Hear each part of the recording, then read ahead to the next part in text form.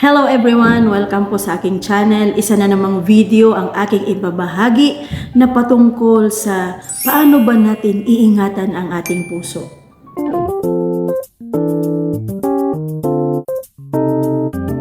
Ang puso ang pinakamahalagang parte ng katawan ng tao.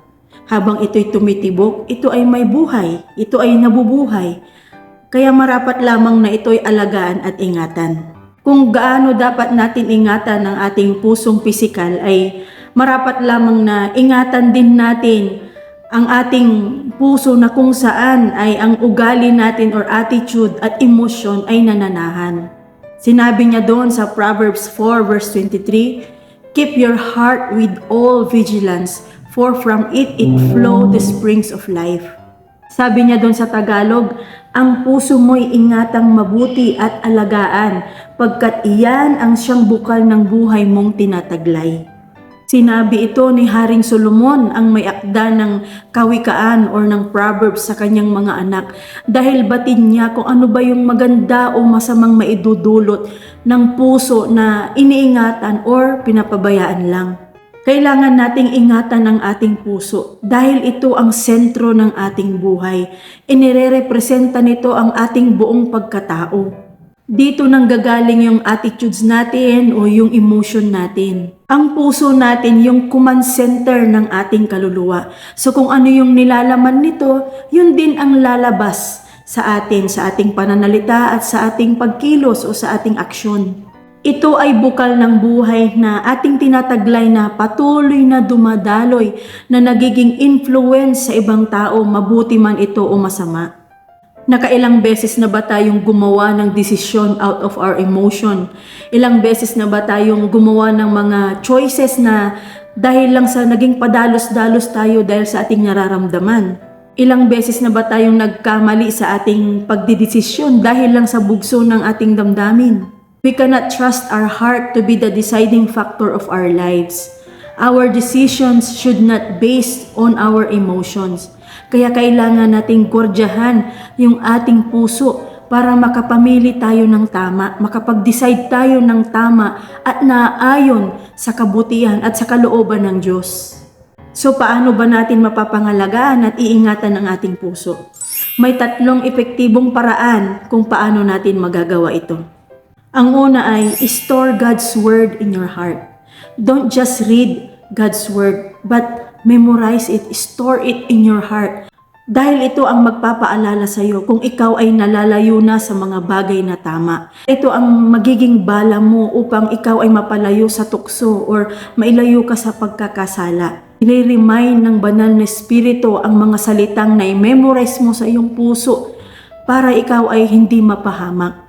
Ang salita ng Diyos ang gagabay sa iyo upang makapag-respond ka ng tama sa sitwasyon, upang makapagpili ka ng kung ano yung maganda, ano yung maayos, ano yung ikabubuti mo. Makapag-desisyon ka ng tama at hindi lang padalos-dalos.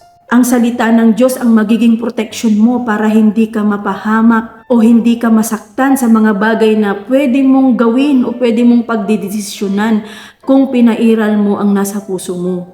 Napakadaling maimpluwensyahan ng mga taong nasa paligid natin kung hindi natin alam yung salita ng Diyos, na kung saan ay marami mas pinapahalaga nila yung kanilang emosyon, yung kanilang feeling, yung pag-iisip nila na I feel this is right, something like that, pero wala naman sa katotohanan ng salita ng Diyos. Mas napapahalagahan nila yung kanilang emosyon, yung kanilang nararamdaman, kaysa sa kung ano ba yung sinasabi ng salita ng Diyos. Yung naririnig natin minsan na sinasabi, follow your heart, or kung saan ka masaya ay suportahan kita. So walang masama doon as long as yung puso natin, yung ating emosyon, yung pakiramdam natin ay nagpapasakop sa kalooban ng Diyos.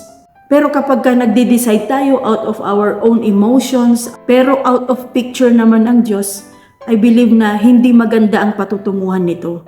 So gawin nating imbakan ng salita ng Diyos ang ating puso at isagawa natin ito at tiyak na ang bukal na lalabas sa ating mga puso ay kabutihan at katuwiran. The second one is make wise choices. Sa bawat araw ay napakaraming choices ang ating ginagawa. So kung gusto nating maingatan at mapangalagaan ang ating puso ay maging wais tayo sa ating mga pagpili. Suriin nating mabuti kung ano yung mga bagay-bagay na nangyayari sa atin, kung ano ba yung sitwasyon natin. Huwag tayo agad maging padalos-dalos sa ating pagdidesisyon. Huwag ka agad magdi-decide or magbibitaw ng mga salita kung hindi ka pa sigurado. Kung alam mo na hindi ka pa talaga panatag para sabihin yung mga salitang yun. Pag-isipan mong mabuti bago ka makapag-decide or bago ka pumili. Lalo na sa mga importanteng bagay na alam mo na makakaapekto sa'yo. Yung decision mo na ito ay magiging malaki ang epekto sa'yo either in a negative or positive way. Kung alam mo na ito'y makakasama sa'yo, umiwas ka na. Kung alam mo na ito yung kahinaan mo, lumayo ka na. Kung alam mo na hindi ka naman kailangan doon, hindi naman kailangan yung presensya mo or yung involvement mo, ay huwag ka nang makisama pa or huwag ka nang makisawsaw kumbaga sa affairs or business ng iba. Every day, make a wise choice to live in peace and harmony. Every day, you can make a wise choice to be a blessing para sa ibang tao. Make a wise choice to respond right and to do things with pure good intentions. Make a wise choice to do what is best for you. Hindi lang yung dahil sa sinasabi ng karamihan or sinasabi ng tao. During my younger years, I have made many poor choices. At isa sa mga choices na ito na ginawa ko ay yung pagpili ko ng isang course na hindi ko naman talaga linya or kung saan ay wala masyado akong alam doon. Kinuha ko yung course na yon hindi dahil sa gusto ko talaga, kundi yun ang uso, yun ang in demand, yun daw yung madaling makahanap ng trabaho, malaki ang kita. So, I took it and napakaraming time, effort, and money ang nasayang ko dahil I was never been so productive sa course na yon. Hindi talaga na-maximize yung aking skills at kaalaman dahil hindi talaga yun yung gusto ko Kumbaga nadala lang ako sa mga sinasabi ng tao. So nung na-realize ko yung poor choice na yun ay nakita ko na wow, ang laki pala ng nasayang. Ang daming panahon, ang nasayang lang dahil sa poor choice ko na yun. Maraming nafe-fail, maraming tao ang hindi nakukuha kung ano ba talaga yung nais dahil lang sa poor choices. But by the grace of God, you can still change that. You can still make wise choices. Paano? Let the Word of God be your guide in making choices. Hayaan mo na ang salita ng Diyos ang maging batayan mo sa pagdidesisyon, sa pagpili mo ng tama, kung ano yung the best sa'yo, kung ano yung ikabubuti mo, hindi ng mga tao or anumang influensya na naririnig mo. Makinig din tayo sa mga spiritually matured people or yung mga tao na alam mo na may malasakit sa'yo. Because those people can be used by God to give godly counsel or godly wisdom para makatulong sa pagdidesisyon mo or sa pagpili mo ng the best para sa'yo. Kaya maganda na ang ating belief ay nakasentro doon sa Word of God. Because when we make poor choices, sa atin din babagsak yung consequences. At ang pangatlo ay self-check. So magkaroon tayo ng personal na pagsusuri ng ating puso.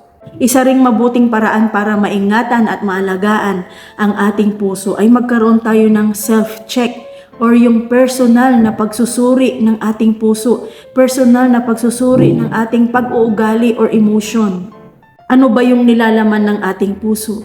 Bakit kaya natitrigger yung emotion natin or nagkakaroon tayo ng ibang respond or reaction kapag mayroong nabanggit na tao or bagay or sitwasyon? Bakit nagre-react ka kaagad kapag may isang tao or bagay na napag-uusapan?